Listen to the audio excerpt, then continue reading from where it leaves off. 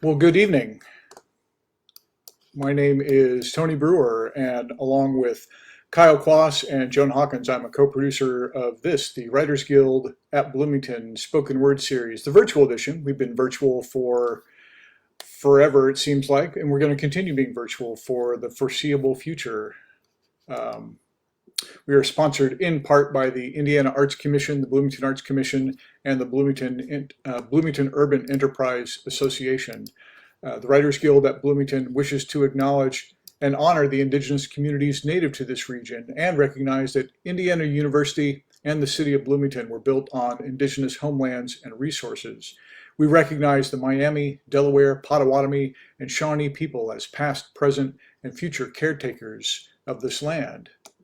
I'm thrilled that you all could be here with us this evening. We've got a fantastic lineup, singer-songwriter ZIONA RILEY, and poets Giselle Yepes, I believe I got that right, Bernardo Wade, and Shannon Winston reading for us this evening. I just had a couple of notes, Writers Guild business, that I wanted to mention. Third Sunday Write is a virtual space to find writing prompts and the company of other writers.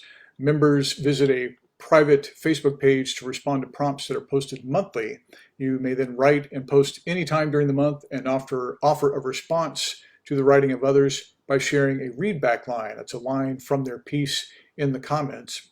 Third Sunday did meet in the Monroe County Library on the third Sunday of the month in the Great Before, but will also continue virtually for the foreseeable future.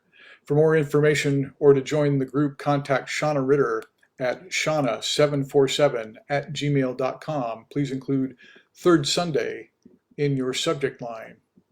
Also wanted to invite everyone to come to the Writers Guild picnic and open mic.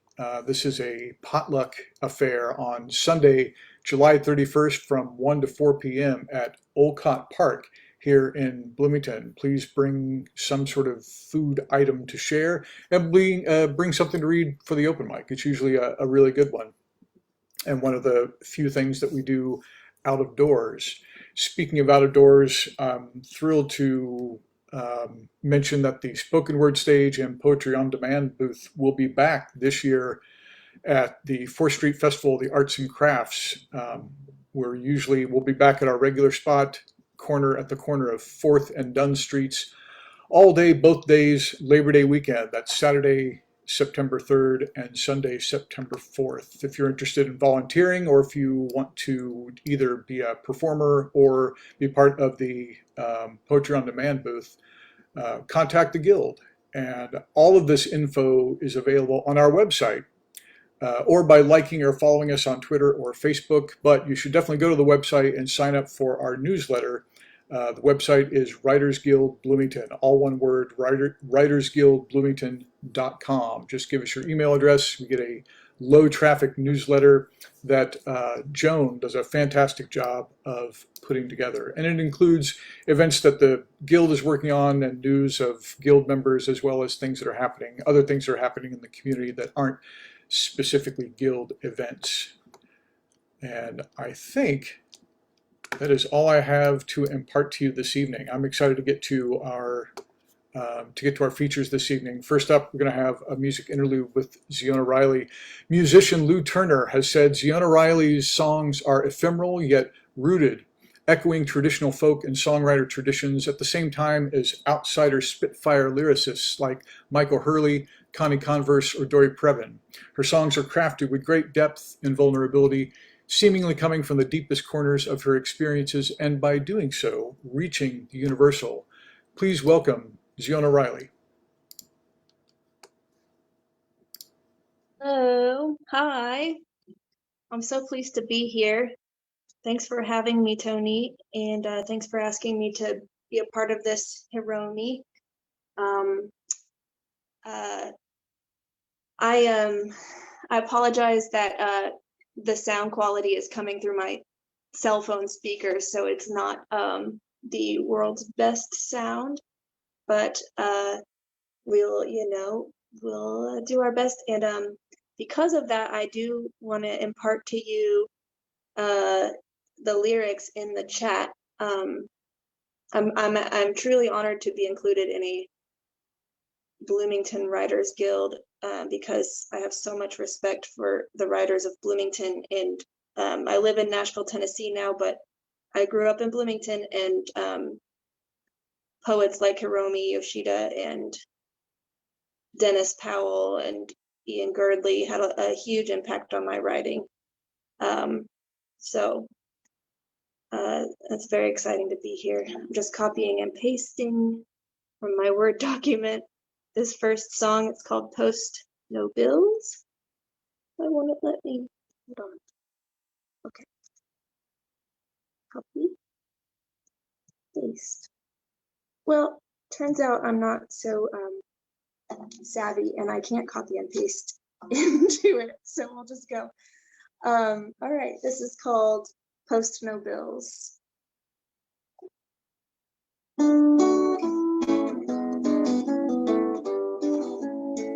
In progress, that's what I said when you asked how I've been. Testing my limit limits, taking vitamins, and racing my thoughts to stay ahead of them in present moments, and noticing my tolerance for loneliness. Been posting these bills on that digital wall, been spinning my wheels in the luminous throng of unending threads of look what I saw, hey, look what I said. Do you feel me at all? Do you feel me at all?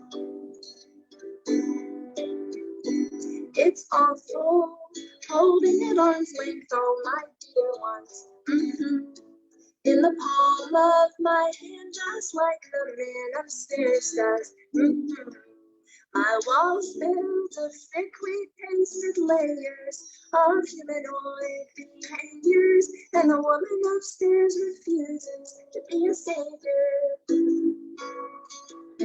Been posting these bills on that luminous wall, been spinning my wheels in the blue lugubrious throng of unending threads of look what I saw, hey, look what I said. Do you feel me at all? Do you feel me at all? In progress, but I can't escape what I'm embroiled in. I just noticed loneliness set in stark relief against all this distraction. My actions speak much louder on the internet. FaceTime wasting in arrested development. Vestiges of lesser fears that bubbled in our minds way before the onset of post-modern times. I'll post no bills, I'll straighten my spine. My thumbs ache now from typing this. Let's talk in real life. We'll talk in real life. In progress, that's what I said when you asked how I've been. That is called Post No Bills, and I suppose it's about reclaiming the space in your own mind. The next one is it's called 10 New Pens. It's a brand new song I wrote, it's kind of a song about not writing songs. I'm sure a lot of you writers can relate to the feeling of not writing and the things you do to convince yourself that's, I don't know, you know, not gonna over explain. This is a song called 10 New Pens. Let me change my tempo. Here we go.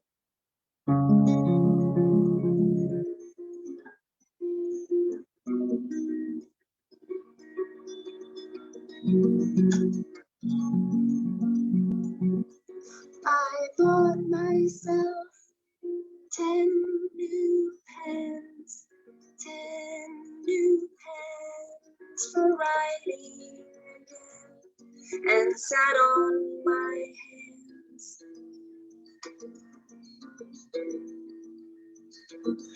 Water in cans, cast iron pans, stacks of plates and daily demands. I sat on my hands.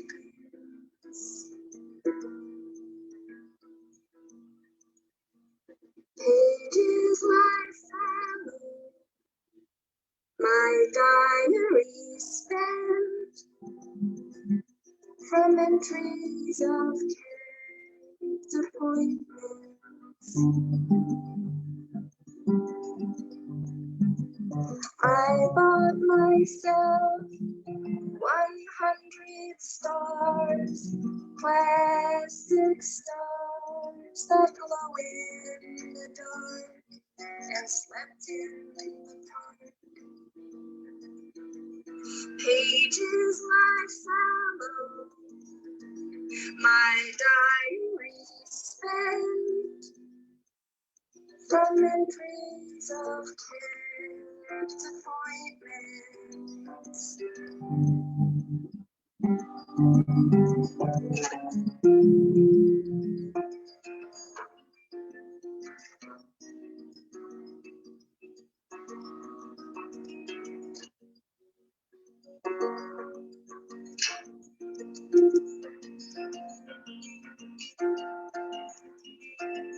Call my wellspring, call it all my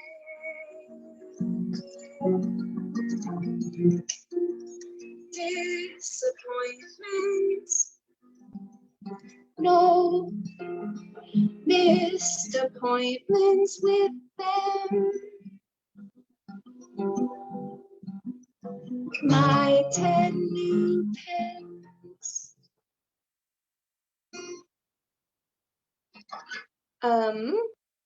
I have just one more short one for this first little set, and then I will turn it back over to our lovely host. This is called Coming of Age in the Midwest, and I'm sure many of you can relate.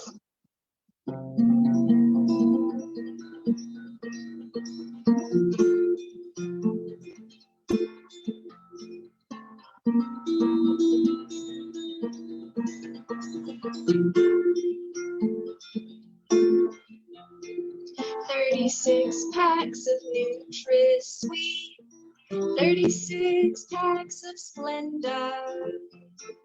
Count them out, tap and tear, and pour them in the pitcher. Your dad's getting up from his recliner chair. Don't be afraid. Fill his cup with Kool-Aid and be best friends as long as we can. Climb up on the countertop to steal some sips of cinnamon schnapps. No one's the wiser. We'll replace what we drank with watered down red Kool-Aid. Your dad's getting up from his recliner chair. Don't be afraid. Fill his cup with Kool-Aid and be best friends as long as we can. I caught you red-handed, stained by the Kool-Aid, lounging in your dad's recliner. You asked me a question I don't know how to answer. Will we be best friends forever? But now you're stuck in that recliner chair, and I'm really scared. I think you drank the Kool-Aid. We'll be best friends, I said, as long as we can. We'll be best friends, I said, as long as we can. As long as we can. As long as we can.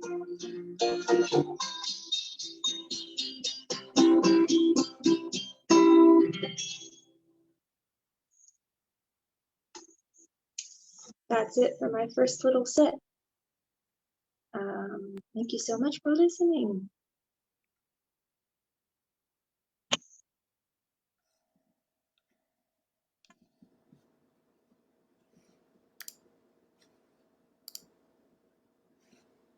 Awesome. Thank you, Ziona. We'll be hearing some more from her in just a little bit. I want to bring up now our first featured reader for this evening, Bernardo Wade. Writer and artist Bernardo Wade tries at poems and rides his bike around Bloomington, Indiana because IU funds his present period of studying with others. He currently serves as associate editor of Indiana Review, is a Watering Hole Fellow, and will soon be wandering around Crested Butte, Colorado as a 2022 Mountain Words Writer in Residence. He was recently awarded the 2021 Puerto del Sol Poetry Prize and has words in or forthcoming in Crazyhorse, Black Warrior Review, Guernica, Cincinnati Review, Poetry Northwest, Ecotone, and others. Please welcome Bernardo Wade.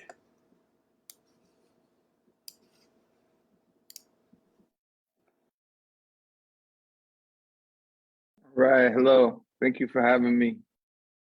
I'm gonna get on my timer real quick. I'm just gonna read a few poems, get us started.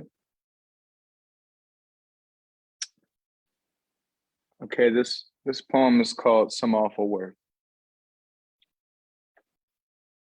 Halfway through an exhale that begins to smooth out the deep lines of worry on his forehead, my father ashes his joint.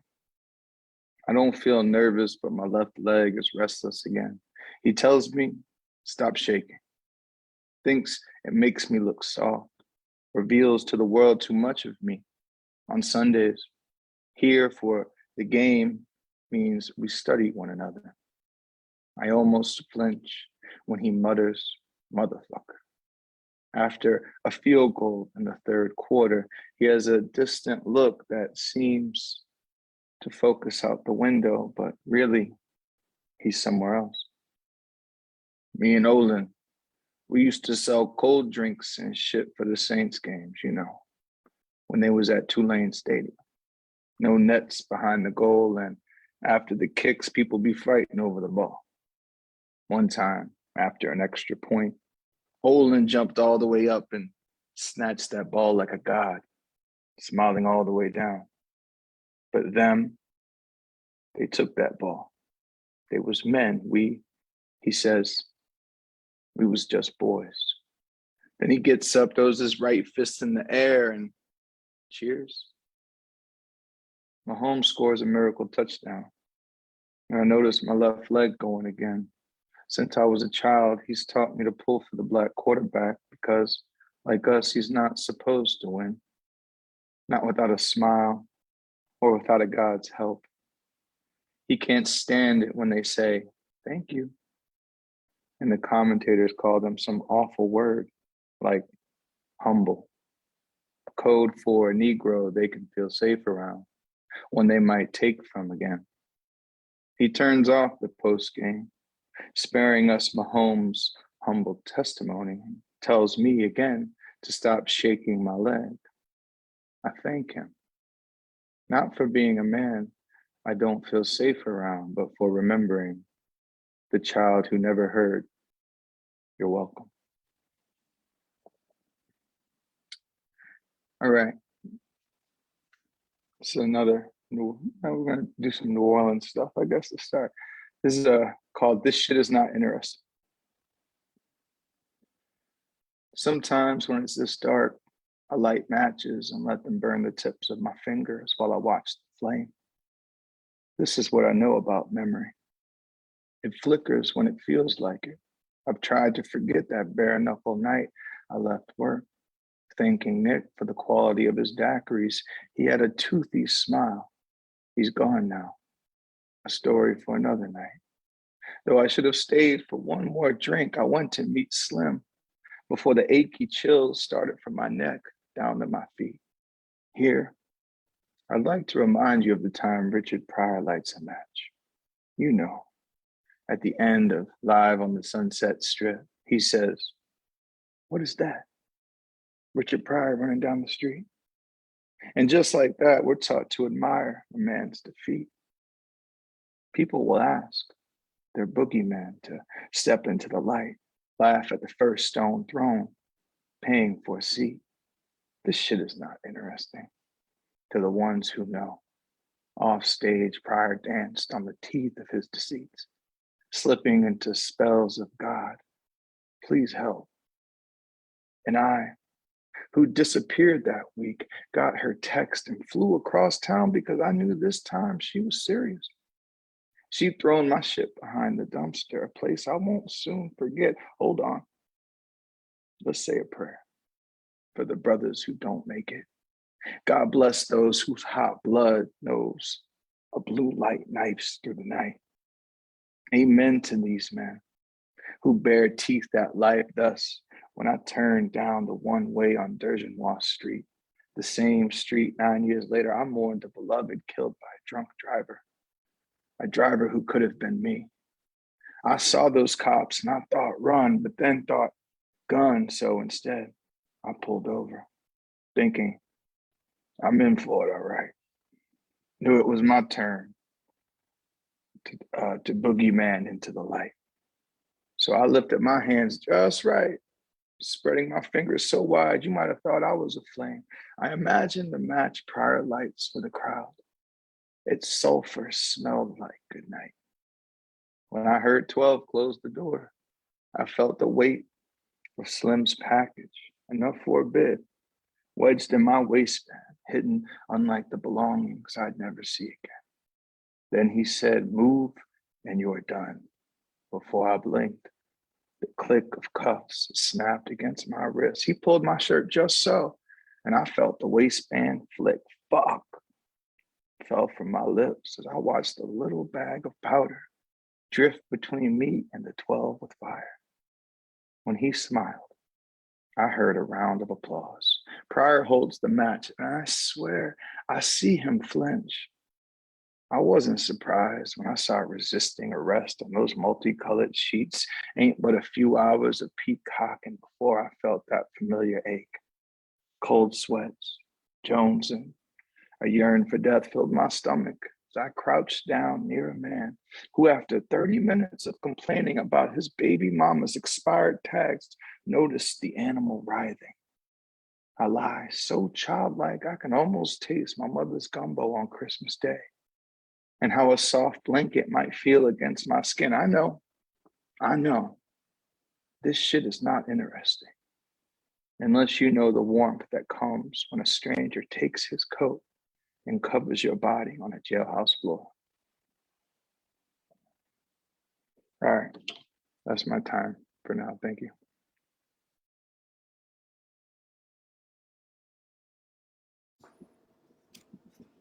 Awesome. Thank you, Bernardo. Next, please welcome Shannon Winston. Shannon Winston's poems have appeared in Rhino, Crab Creek Review, the Citron Review, the Los Angeles Review, Zone 3, and elsewhere. Her work has been nominated thrice for Pushcart Prize and several times for Best of the Net. Her poetry collection, The Girl Who Talked to Paintings, was recently published by Glass, is it Lyre or Lear? I think it's Lyre, Glass Lyre Press. You can find her at her URL, which I will put in the chat, ShannonKWinston.com. Please welcome Shannon Winston. Thank you so much. I'm delighted to be here. I just moved to Bloomington about a month ago, so this is a really warm welcome and a wonderful place to be. I'm going to be reading a few poems from my collection, and I think the only thing you need to know is that, as the title, The Girl Who Talked to Paintings, implies, many of the poems are inspired by works of art. Ways to View Jean Miro's Triptych Blue 1, 2, 3. Start with the left and you'll see rain on a windshield after a storm. Begin with the right and you'll see only a kite string drifting against the sky. There are 1,000 ways to begin with a story. With a middle, perhaps, is best. With a red sewing needle stitching up black holes. Or maybe they aren't holes, but pebbles skimming the water seconds before they sink. There are also a million ways to interpret a story. The way I took my lover's silence for indifference. The way she thought my idle chatter was irreverence. The way I sometimes thought my sneaking to her house in the middle of the night was so lonely. Our secret rendezvous collecting like black dots against a blue canvas. But then again, how lovely the snow fell all around me as I trekked back and forth between her house and mine at midnight. The sidewalk appeared like black ovals beneath my feet where the snow had melted. These tiny openings. How easy silence seemed, chosen, not imposed. Like something I could lean into, like a simple red sliver, a blot of paint. To embroider, decorate, strip back, cut. Yes, maybe this is the best way in. So a lot of the collection kind of foregrounds silence, whether it's self-imposed or otherwise. And this next poem is called Self-Portrait in White while viewing Salvador Dali's figure at a window. Like me, Dali hid his grievances in the hem of a girl's dress, in the thick blue stripes running down her back. In art, they call mistakes or amendments mid-stroke pentimento. I call them silence. 9 years old, I'm sitting by my father on the front porch, watching lightning slice the sky. We've run out of things to say. Me, his biggest regret, a daughter, not a son. Him, mine, a father I could no longer talk to. If grief were a color, it would be white. I'm sure of it. The girl in the painting leans against the windowsill. What was she thinking? The window opens onto the Mediterranean, a sailboat and mountains. In the glass pane, I glimpse the reflection of a small white house in the distance. If only I could step through the canvas, climb out the window and over waves to this threshold. I would turn the brass doorknob and feel my way through this strange, yet not altogether unfamiliar space as my father recedes into the background. I would call the girl sister, this place my home. I'm going to read one more. So I love puns and wordplay, which you will hear in the following poem, which is inspired by a painting by Michael Thompson named Girl with a Hole in Her Stocking. A hesitation, a hole, a rip. Sometimes my thoughts proceed like this, like a teasing at the seams where one thread loosens, then another, only to contract elsewhere. The way I think splinter, then sister. Oh, the association games she and I played to pass the time. Fall, she'd say. Trampoline, I'd reply. Corkscrew, curls. Syllables stitched up the hours. Almond, eye, telescope. What do you see? A blue earring lost in the baseboards. Through our games, it morphed into a blueberry, a raindrop, a lake big enough to swim in. What do you feel? Felt, cloth, velvet. My tongue explored each word, probing the space between the letters. Space, a blank, to space, to forget. Outer space, Me and my sister, two astronauts tasked with discovering dark matter, Big Dipper's, Orion's belt, all of it hidden in a C or an O, galaxies nestled in unsuspecting letters. Even now, my fingers pick at snags in my nylons and pull, unravel, gravel, travel to glimpse what lies beneath, behind, beyond. Thank you so much.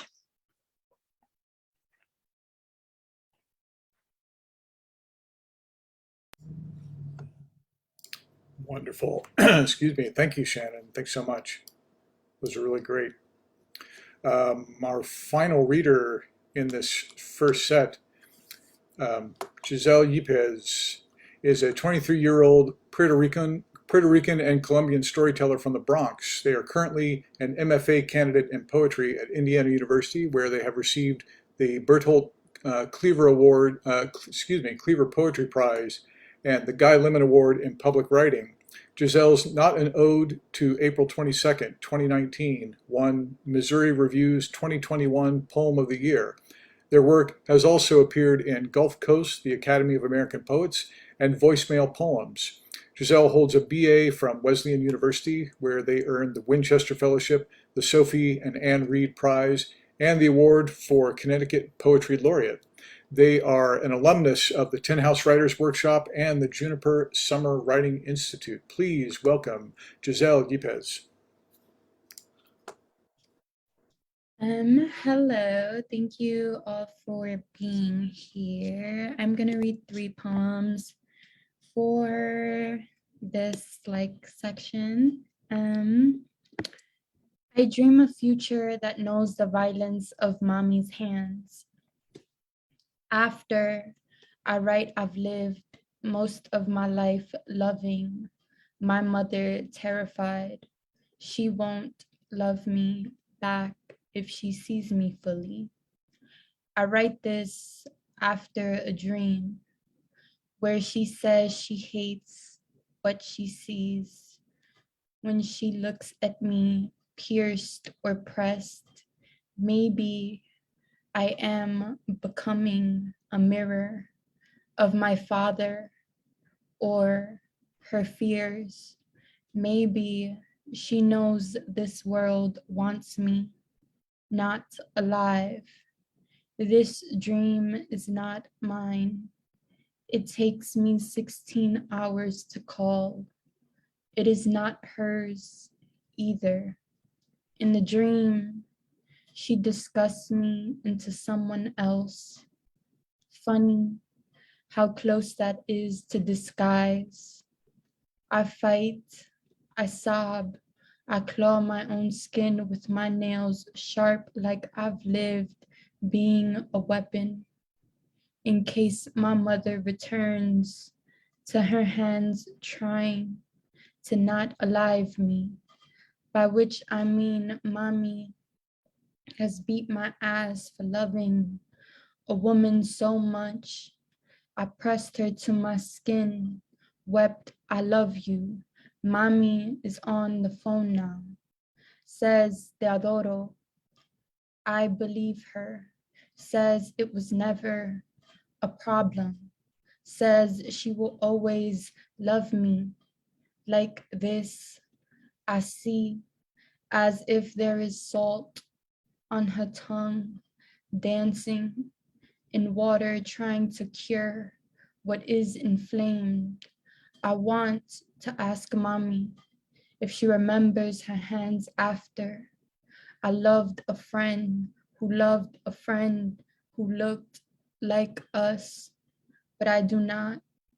Instead, I cry like the pair of scissors that is still in our kitchen drawer with its mouth wide open, knowing my wrist. It knows the meat she's cleaned, both of us trying to skin flesh into an animal or a disguise or a daughter she choose con sal. Thank you for listening. And then another another poem.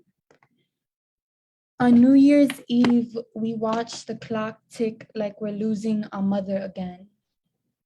And it keeps ticking like it does every year. This ritual of watching, awaiting, we ritual ready, we 12 grape wishing, we dreaming, suitcase rolling down our cramped hallway. We paint ourselves alive in another country. We paint ourselves in love or in an apartment bigger than this or freer than this. We yellow underwear trying to claim more money again. We ritual red underwear calling love in. We paint this pussy a vision board. We pray. We return from drowning, so we watch ready, holding our breath. We ritual water out our window. We clean our streets. We know no more violence. We fire works. Only we, not a block of memory or memorials. We keep watching, and it is midnight. We, in another year, screaming again until we touch, returning to our first breaths under water. How close womb is to wound. We shared hers, I and yours, you and hers, we sobbing in each other's arms. We lost our mother this year, and she was your mother first, and we keep waiting for it to end. And then the last poem of this section, We the Animals, after Justin Torres.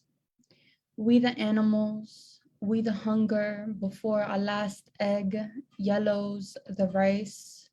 We the hunger that does not let us be comfortable in the cold. We know the cold ain't ours. We in the Bronx now. We been cold trying to breathe in this corpse you made. We the migrated, we the immigrated, depends on who you ask. Funny how you call this a world.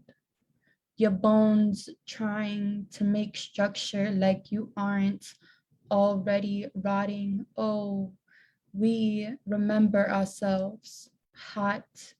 We the island under the world. We Puerto Rico. We the Bronx. Depends on who you ask. We still in an island though. How heat meets hunger first. What an animal heat makes between two thighs, wanting to live, holding the animal of someone else, hard like silicone, fleshes our wishes under their world. We the animals making the heat with our own hands, untamed. We the animals, we the boys in the book spilling. We the sticky, we made love an animal that never knew itself cold. Under their world, under the sheets, whispering, body heat, body heat, body heat, until we animal our life before and after, the hunger, we giving and receiving until we make love another world. We spirits leaving our bones outside. We know we exceed these shapes. We know we exceed this sex they made. We the animals finally finishing. Thank you.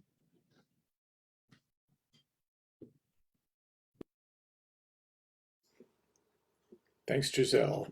We're all loving the just the sound of your voice. Love to hear you read. That's wonderful. So let's now have a musical break with our musical guest, ZIONA Riley. ZIONA? That was just gorgeous. I'm having such a great time listening to everybody read. And can't say it enough how excited I was to be asked to be here and to be a part of it. I'm gonna try one more time. Oh, yay. I am going to copy and paste the lyrics to this song because I have paranoia that you can't hear me very well. This is the first one. It's a brand new song I wrote called Sunday School. It was written after I saw a church sign that simply said, don't believe in yourself, believe in God. And I thought that was very silly and wrote this song about it.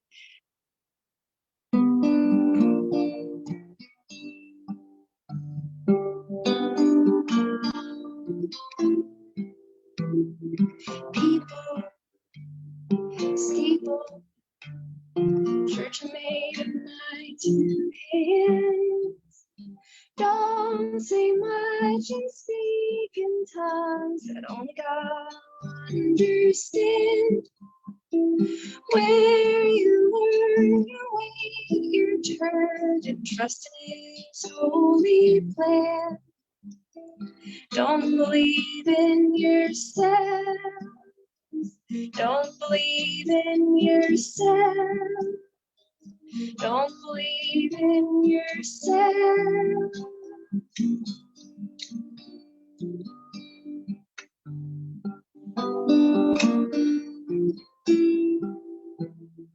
Garden of Eden, look at how they cover up. We've been cursed in childbirth. It isn't how it might have been. God made men to follow Him, but woman was the fall of man. Don't believe in yourself. Don't believe in yourself. Don't believe in yourself.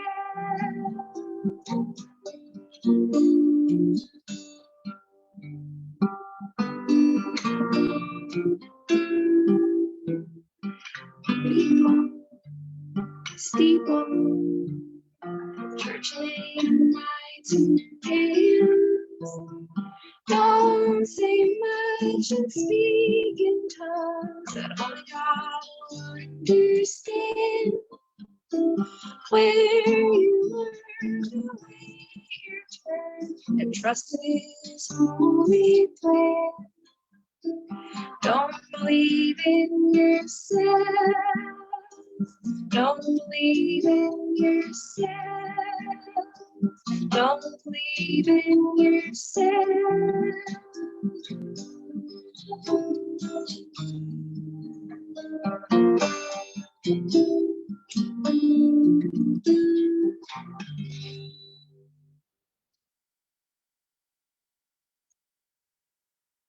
This next one is called Lydia. I am copying and pasting the lyrics into the chat as well. Copy. Hopefully that's not so tactless to do. Oh yeah, thanks Hiromi for noticing that. I wrote that well before Roe v. Wade had been overturned, but yeah, still a lot. It won't let me paste the whole song, the whole next song, so pasting it in two different parts. I'm sorry, it's kind of wasting time, but I'd like you to have these lyrics because they're hard to understand when they're sung. All right. Here we go. This is called Lydia.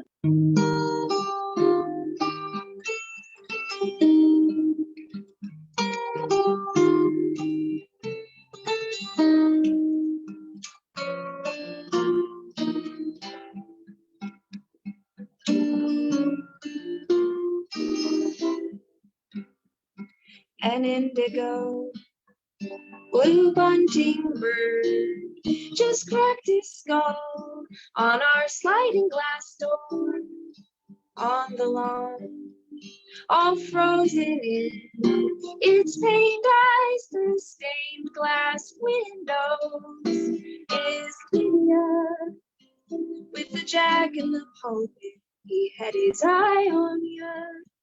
He was watching you sin, and Lydia in the middle of all these holy men, the adrenaline, and Lydia, it's a pity I never make it back to visit them.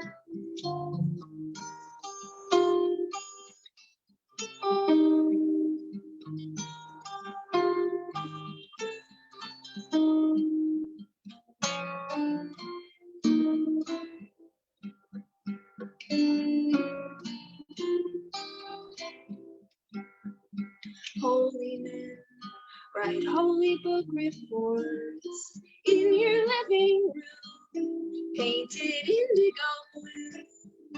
Yardstick men touching Barbie and Ken on a rocking rug of moleskin, and Lydia held in prisms of holy light because of his wondrous love. And Lydia, the crystalline, holy adrenaline freezing the nerves in your skin. And Lydia, it's a pity I'll never make it back to visit them.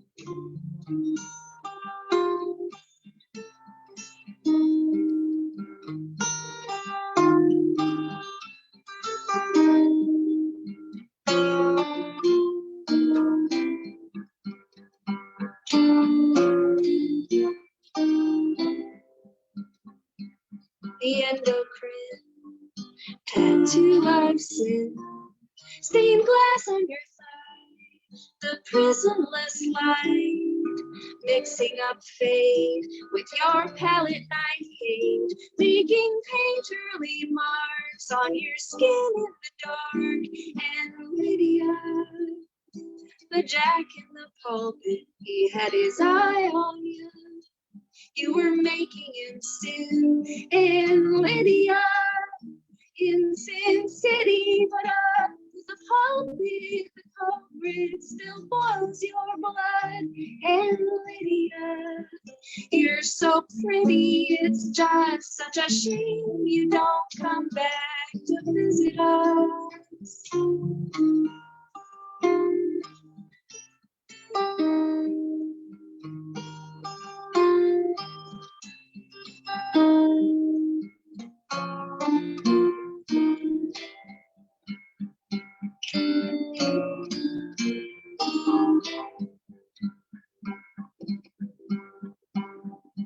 A visitor, a bunting bird, and Lydia says it's hideous in its loveliness. I've got tools and jewels to embellish it. First I'll paint all the beams of my sliding glass door and preserve the remains of that indigo bird.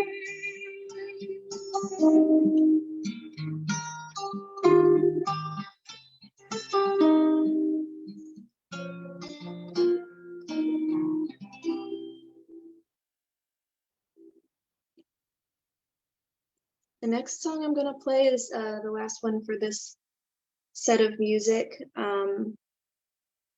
It's called Rose of Sharon. It's about Lydia's grandmother.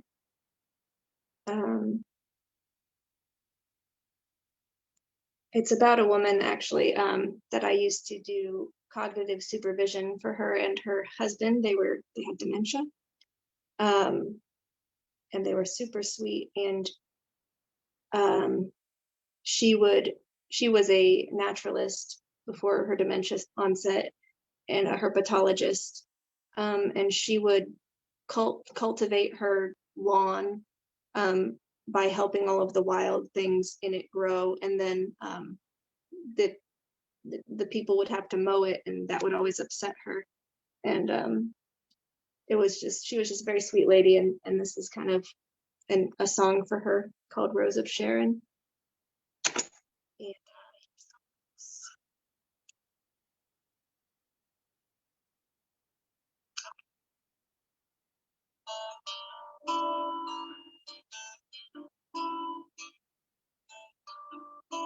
I will also say that I know the guitars are coming through very beautifully in the sound. It's a very kind of guitar heavy song, so bear with me. Rose of Sharon, Mary and Wicked Garden, don't blow it over just yet.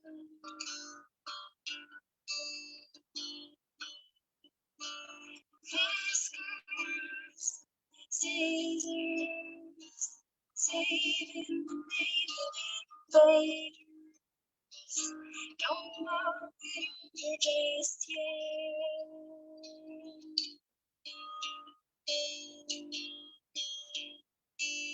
Careful, wasted, evidence of scenery, evidence of wonder day, obscured by you.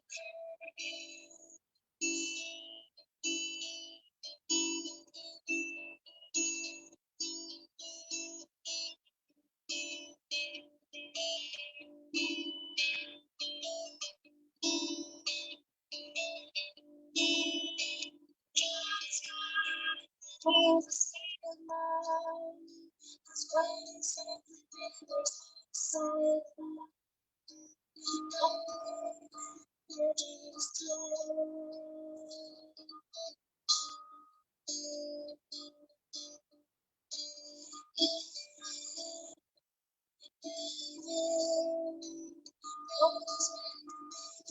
exception. Don't roll over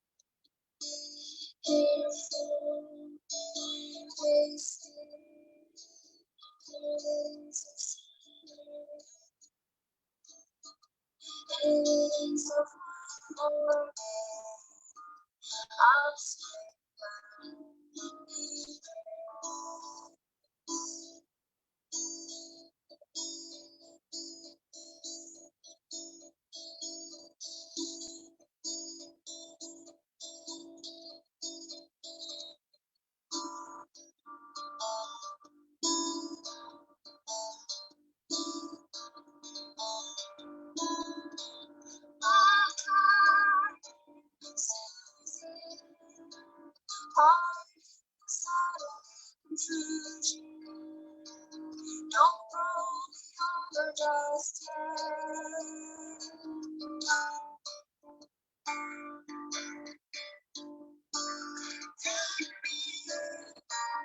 Save me, you were suckling baby. Don't roll me over just yet.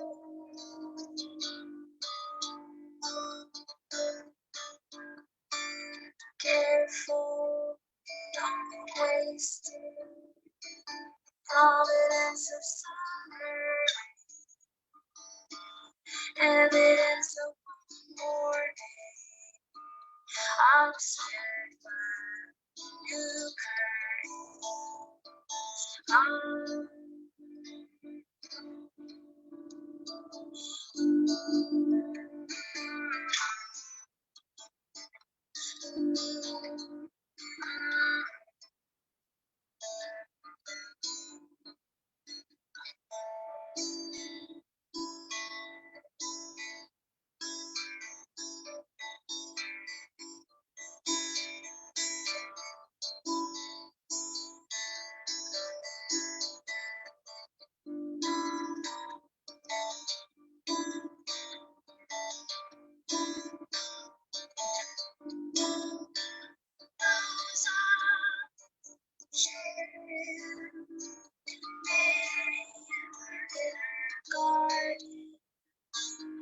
Don't blow it over just yet.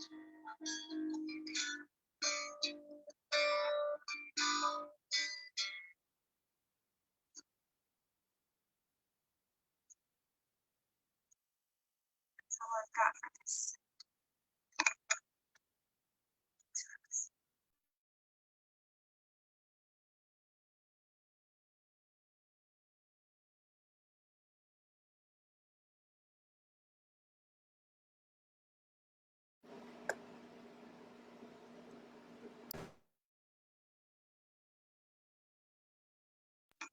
Tony, was I supposed to play one more? Did I play too short? Yes, yes, feel free to play one more. Oh, okay. I'll play a quick one.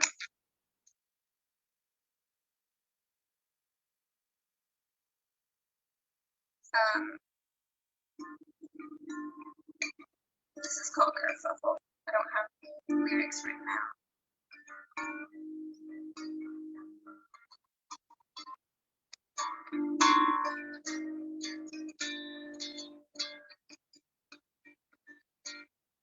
Running in circles in front of me.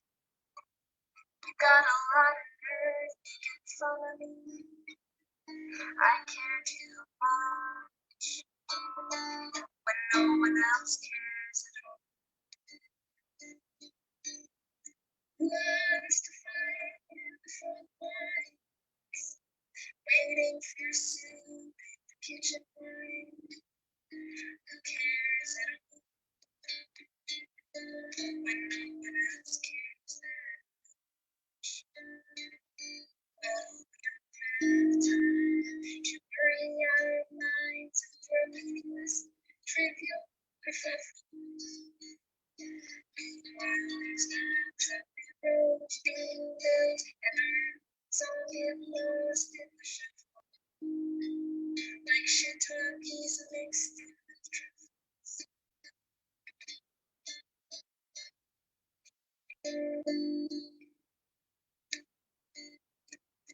Goldfish and canine companions, felines and furry tarantulas.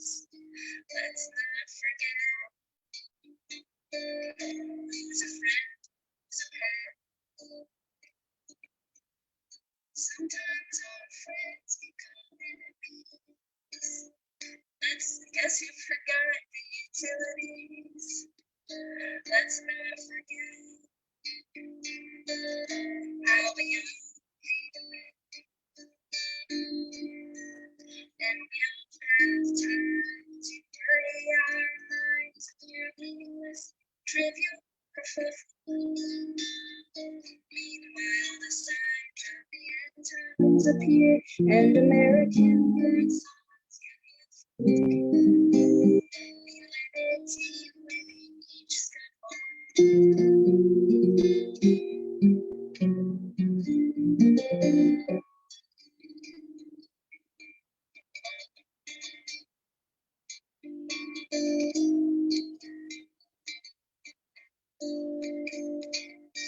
Well, we don't have time here to say and just do believing you'd best pack it off. Soon we'll be out early. You'd be ashamed to be seen wrinkled feathers. Your mind all filled up with kerfuffles. Alright, back to some poetry.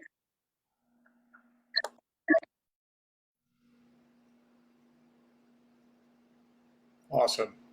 Thank you. Thanks, Ziona. We'll have a we'll have a final song from Ziona here in just a moment. Let's return to our readers for this evening. First up in this round is Shannon Winston. Great. I'm having so much fun. Thank you, everybody. I'm going to read a series of poems about childhood, and I went to the speech therapist for many, many years, and I could not say the letter S. which I found very unfair. And so the title of the poem bleeds into the poem itself. And the title is, "When the speech therapist told me to say the letter S, I opened my mouth. When the speech therapist told me to say the letter S, I opened my mouth and nothing. I tried again, nothing. Nothing, a thorn wedged between my teeth, beauty's sharpest edge. I've always fumbled over the most basic tasks. Again and again, my tongue rubbed until it bled. Try to say your name, she urged. Say anything. This next poem is about elementary school, called The Straight Line. I'm not asking you for the moon, a teacher reprimanded me. I couldn't draw a straight line. Even with a ruler, my hand shook. Instead, I made a river curved with flowers and boats. I forgot about the moon. When I played Ring Around the Rosie, I never saw a rose. I skipped around and around as if circling a void. I'll just read a few others. So in addition to painting, people always ask me or often ask me how I chose the artwork that I did, and there was no rhyme or reason. And at a certain point, friends would just send me really compelling pictures that I thought were both beautiful and strange, and I couldn't wrap my head around them. And so I wrote poems about them to try to figure out why I love them so much. And so this is actually a photograph of a fox frozen in a block of ice that was found in Germany. It's called "The Stories We Tell, Fox in a Block of Ice." I shouldn't, but I find it beautiful. The way its paws lift slightly as if still clawing the air. Its yellow fur somehow softer, more vulnerable, pressed against the ice, which amplifies its body like a magnifying glass. The spots on its back, the black fur around its neck. This is as close as I will ever get to surrender. Except its face is submerged in cracks too thick to see through, as if the river that froze it also wanted to protect it from those who would later marvel at it, forgetting, as I do, that it's not just a piece of art. I lean in closer as if looking for a story I can learn from, one about cold temperatures, difficult crossings, eyes that never shut. I'll read just one more. And this is, I have a couple word kind of dictionary definition poems in the collection. And this is called peer, and it's peer as a noun and verb. When you say peer, I hear pair. I think of the day in late August when I pulled over and snuck into a stranger's backyard to steal fruit right off the tree. I left 3 seeds in recompense.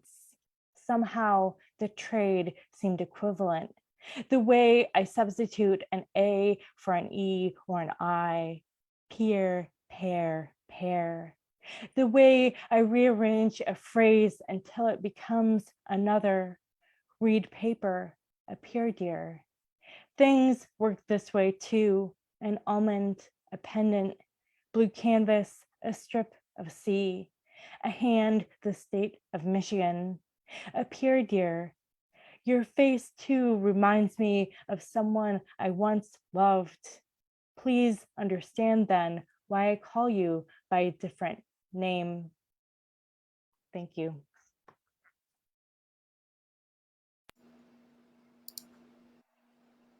Those are great.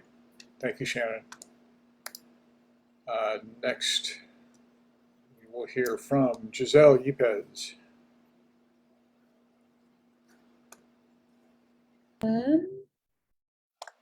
Thank you. 1 second. Okay.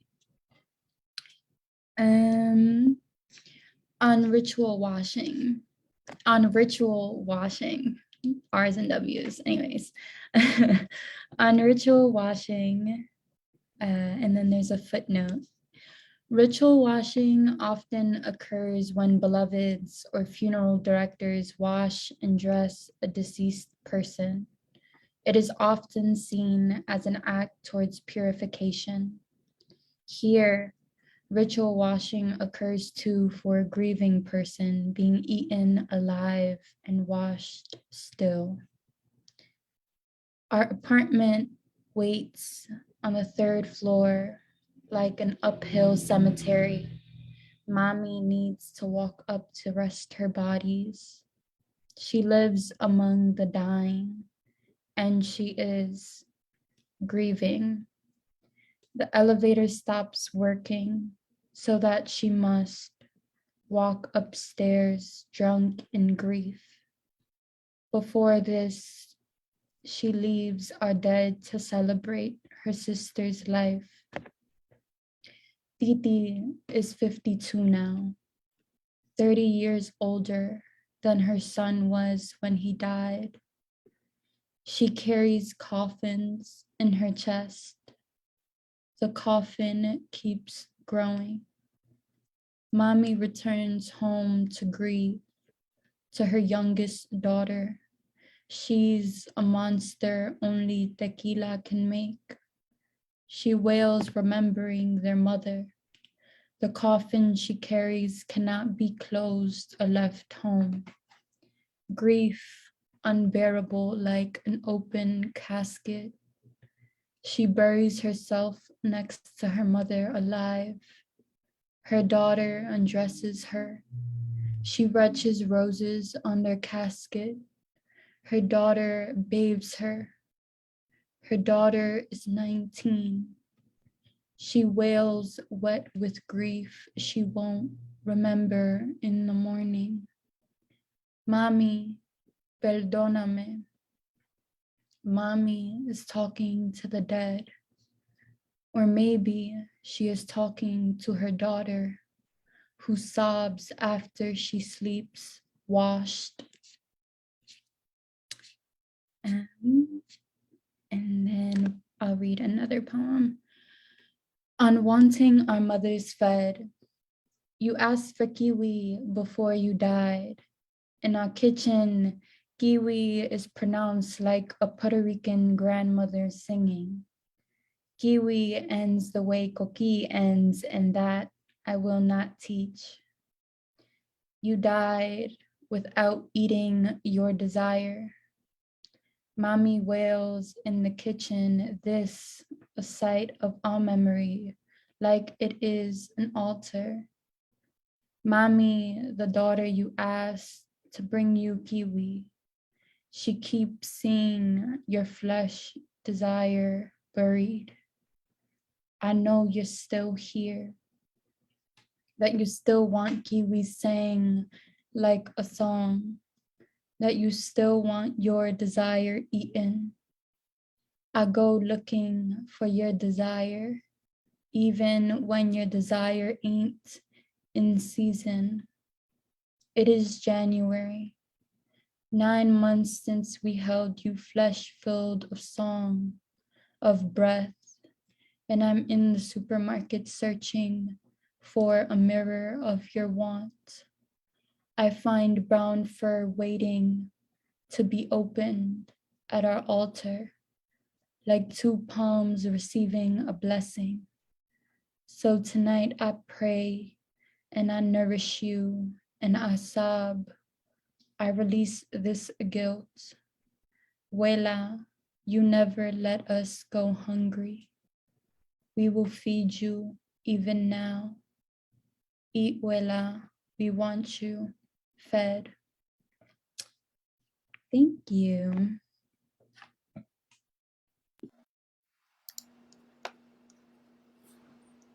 Thanks, Giselle.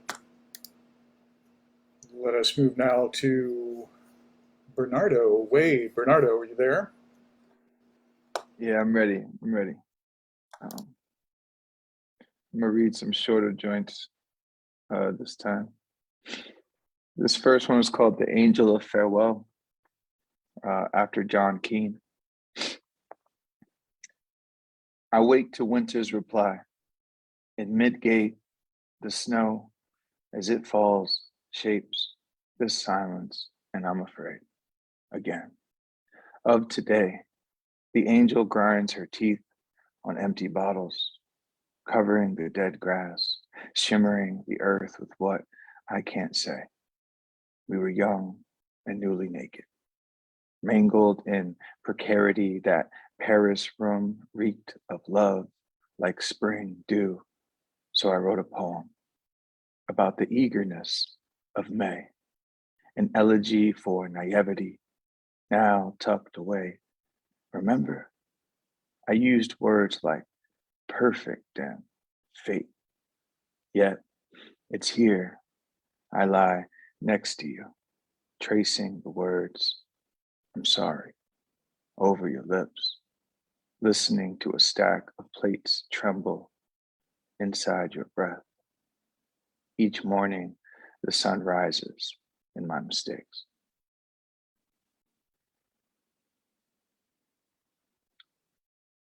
Oh. All right, this next one is called At Breakfast, a Fox Appears. It has a little epigraph. It's actually the etymology of prayer. It's from precari, to ask, beg, entreat. At breakfast, a fox appears. Mid cereal bite, shaking off another sleepless night, I turn to the lawn and find you. Flames sprout from spring's edge. It's in your eyes. The morning bows into a kind of stillness. Time bends, or rather the mockingbird's weary song laments. My grandmother, who once said her son, fresh from prison, wouldn't need what spoiled him, her hand holding his from death. As a child, each morning, eyes closed on his knees, he listened as he was told. For isn't prayer just a foolish wish for gentleness? Yet it's in your eyes, sizing up this bird's nest. I think of him, now gray, bent down, kissing his gold medallion. He asked for her like she never left.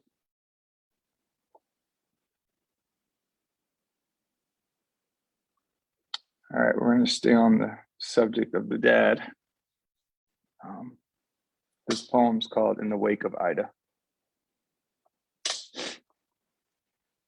When my father calls, I tell him the damage, how the bricks, so many of them now in the street, lie prostrate, faithful to the earth again.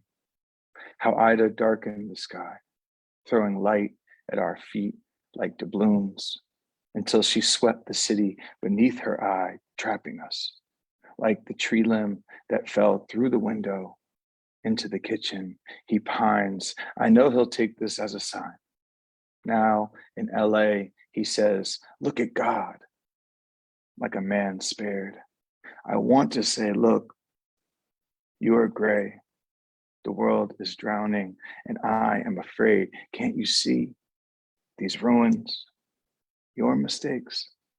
Instead, I say, I love you.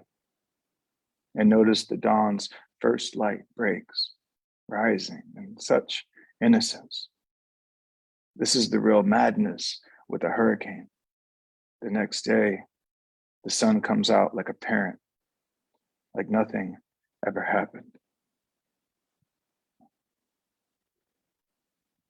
All right, I'm gonna do one more quick one. All right, this poem's called Mercy, Mercy, Mercy. Another little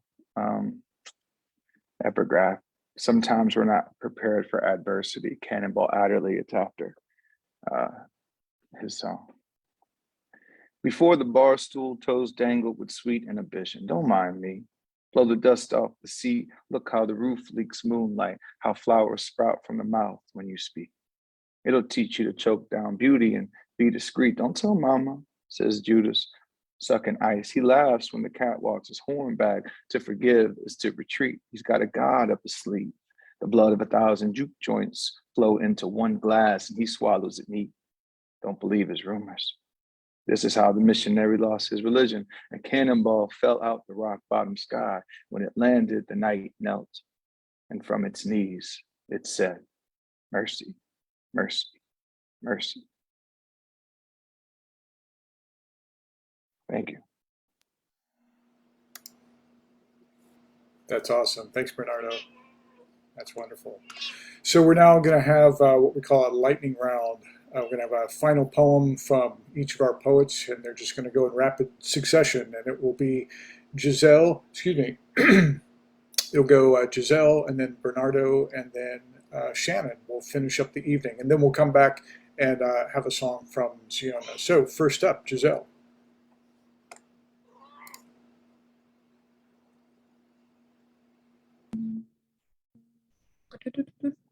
Perfect. Let's see what I will read. I just had it. I don't know where it went. Oh, okay. Pásale la mano al pan. I remember us children running to the 3rd floor until Willa walked to welcome us in, and we could not stop running. How we'd forget to ask for her blessing, and still she'd wait for us to run to the 3rd floor to say que Dios te me bendiga. When we'd forget, there was a mother who'd stop us. Pídele la bendición. Ask for her blessing. Estamos aquí. Ask abuela y dale un beso. I remember us children, how we rolled our eyes when asked to bless our running with her kiss, with her prayer, with her thumb reaching across our foreheads. I remember us children, how we learned to not throw away our bread. And if you have bruised bread, first kiss it. Maybe a Catholic myth. Maybe we were learning how to tell her goodbye. All right, thank you.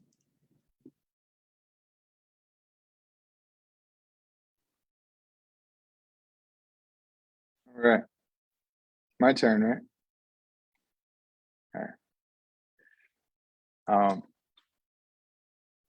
This is called Mountain Baptism. It's dedicated to my friend, Liza.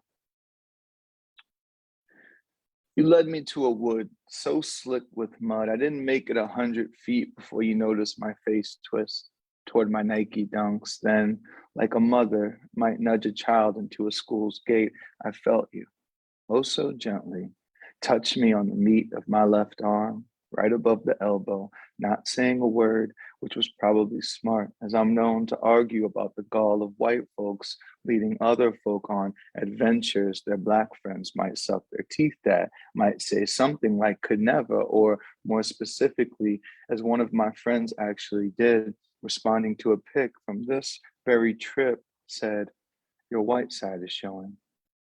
And I bit my tongue, so to speak, braving the snowy mud as I followed you on our ascent, which was a nice view of your high-hipped leggings, showing off with each step the ease at which you could outpace me. And I chalked it up because I'm prideful to your lifetime of weaving through these white aspens that I can tell you love as you keep pointing to their crowns, likening their new leaves to a woman's lashes. And when we reached the trail's clearing, you looked back and I got it. The earth revealed its shoulders and felt like a child came down, careless and gifted, dragging their fingers across the sky with the imagination one finds tacked to a preschool wall.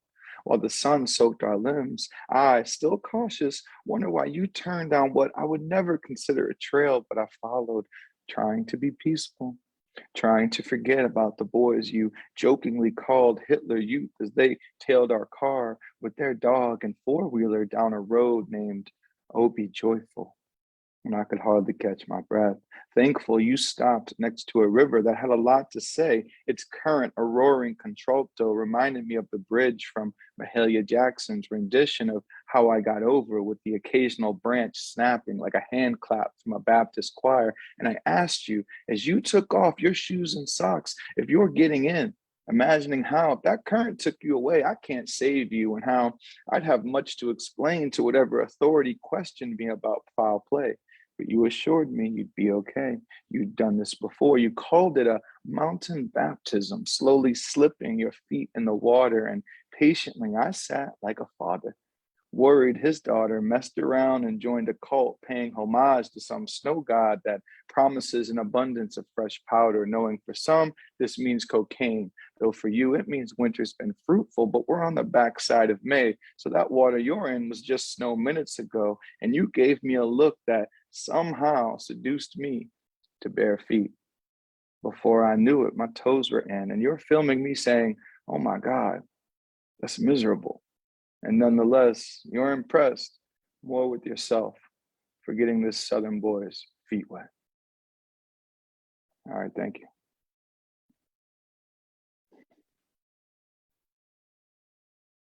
Okay. This poem is called Palindromes. Out on the Port Townsend ferry, I watched seagulls rise, then dip along the horizon. Two men warred over chess as a girl twirled in a blue polka-dotted dress. A woman in a sun hat skimmed a book with pages so thin I thought I could see right through them. Could see each letter reflecting back at me in the salt water in the midday sun. Saw spelled backwards is was. Noon spelled backwards is noon. Some things are harder to name. My love, what I never dared call my lover, who I kissed behind the azaleas in the park. Fumbling through her blouse, I touched the fault line just north of a north, past the seesaw and monkey bars where desire resides. Chair in French means flesh. Fear inverted is nonsense. But level spelled backwards is level. Dust unfolded at eye level as we touched. Her skin was wet with dew and shadows of upturned leaves.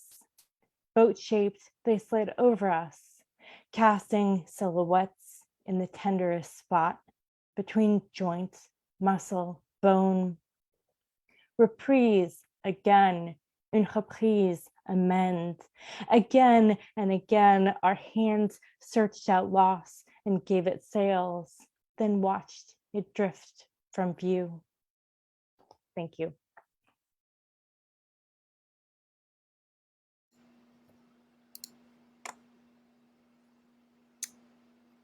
That was great. Thank you all so much. Thanks to our three poets for reading this evening. Let's go directly to ZIONA RILEY for last song for the evening. ZIONA? Yeah, thank you so much for having me again, everybody. I'm so blown away by all of the talent tonight, and this is just so nice. The last song I'm gonna play is an homage to a poet that some of y'all in Bloomington might remember, Dennis Ray Falcon Powell Jr. I wrote him this song in the early days of pandemic when I was sitting at home, thinking about old friends, and it's called Texas Bodhisattva. I'm copying and pasting the lyrics in again.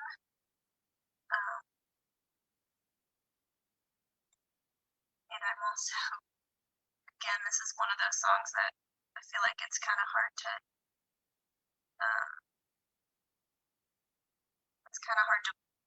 sing it without knowing for sure whether you're hearing the chords underneath it, but you know, someday I'll record these songs and know what they're supposed to sound like. I listen to that one so much.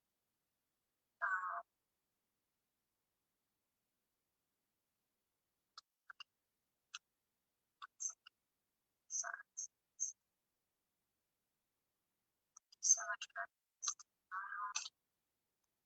That's all the lyrics, and this is called Texas Bodhisattva.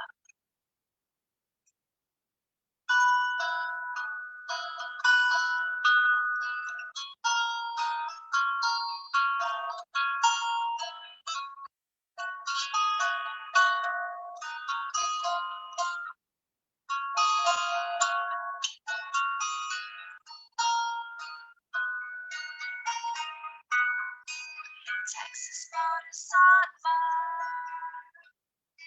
living with your mother. Maybe you don't belong there.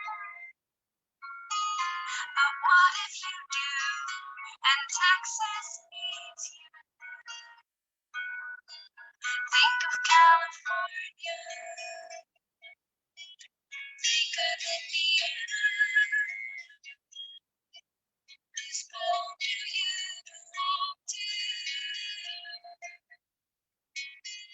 But it isn't hard, but it isn't here. And how, even with their blessing, doesn't hold a flame. The grass is always greener on sidewalks where you sell your checkbooks. Somewhere near a bar, the college kids meander. Don't bother, it's bros before your fun. Can I get a ride?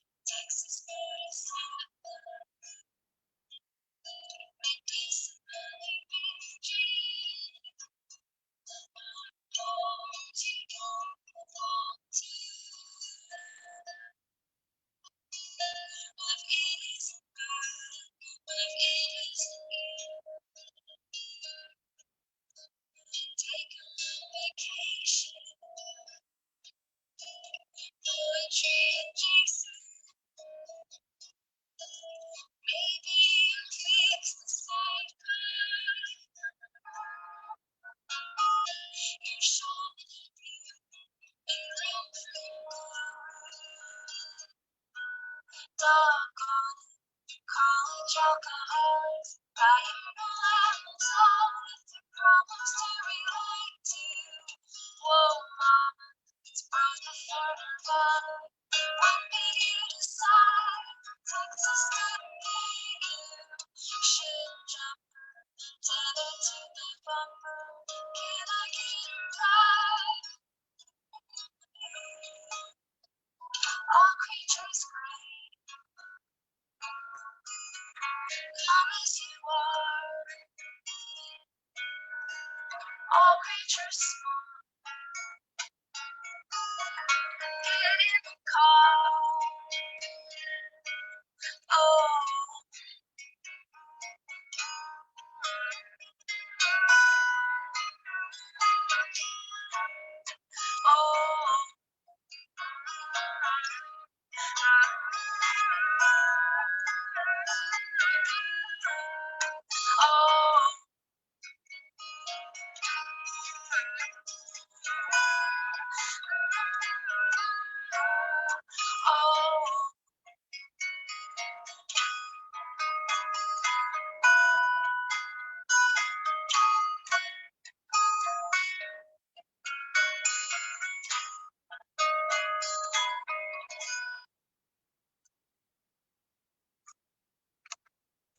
Once again, thanks so much for having me, and thanks to everyone who read and everyone who listened.